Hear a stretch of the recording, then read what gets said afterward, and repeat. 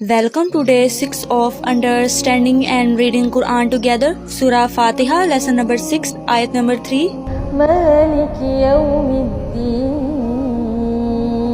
ترجمہ جزا کے دن کا مالک. تفسیر صراط الجنان میں اس کی تفسیر کچھ اس طرح ہے. جزا کے دن سے مراد قیامت کا دن ہے کہ اس دن نیک اعمال کرنے والے مسلمانوں کو ثواب ملے گا اور گناہ گاروں اور کافروں کو سزا ملے گی، جبکہ مالک اسے کہتے ہیں جو اپنی ملکیت میں موجود چیزوں میں جیسے چاہے تصرف کرے. اللہ رب العزت اگرچہ دنیا اور آخرت دونوں کا مالک ہے، لیکن یہاں قیامت کے دن کو بطور خاص اس لیے ذکر کیا تاکہ اس دن کی اہمیت دل میں بیٹھے. نیز دنیا کے مقابلے میں آخرت میں اللہ رب العزت کے مالک ہونے کا ظہور زیادہ ہوگا، کیونکہ اس دن کسی کے پاس ظاہری سلطنت بھی نہ ہوگی جو اللہ رب العزت نے دنیا میں لوگوں کو عطا فرمائی تھی. اس لیے یہاں خاص طور پر قیامت کے دن کی ملکیت کا ذکر کیا گیا. آیت نمبر 4.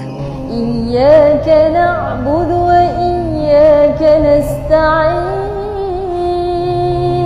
ترجمہ ہم تیری ہی عبادت کرتے ہیں اور تجھ ہی سے مدد چاہتے ہیں. تفسیر صراط الجنان میں اس کی تفسیر کچھ اس طرح ہے. اس سے پہلی آیات میں بیان ہوا ہے کہ ہر طرح کی حمد و ثنا کا حقیقی مستحق اللہ رب العزت ہے، جو کہ سب جہانوں کا پالنے والا ہے، بہت مہربان رحم فرمانے والا ہے. اور اس آیت سے بندوں کو سکھایا جا رہا ہے کہ اللہ رب العزت کی بارگاہ میں اپنی بندگی کا اظہار یوں کرو کہ اے اللہ عز و جل، ہم صرف تیری ہی عبادت کرتے ہیں، کیونکہ عبادت کا مستحق صرف تو ہی ہے اور تیرے علاوہ اور کوئی اس لائق ہی نہیں کہ اس کی عبادت کی جا سکے، اور حقیقی مدد کرنے والا بھی تو ہی ہے. تیری اجازت و مرضی کے بغیر کوئی کسی کی کسی قسم کی ظاہری، باطنی، جسمانی، روحانی، چھوٹی بڑی کوئی مدد نہیں کر سکتا. عبادت اور تعظیم میں فرق. عبادت کا مفہوم بہت واضح ہے. سمجھنے کے لیے اتنا ہی کافی ہے کہ کسی کو عبادت کے لائق سمجھتے ہوئے اس کی کسی قسم کی تعظیم کرنا عبادت کہلاتا ہے، اور اگر عبادت کے لائق نہ سمجھیں تو وہ محض تعظیم ہوگی،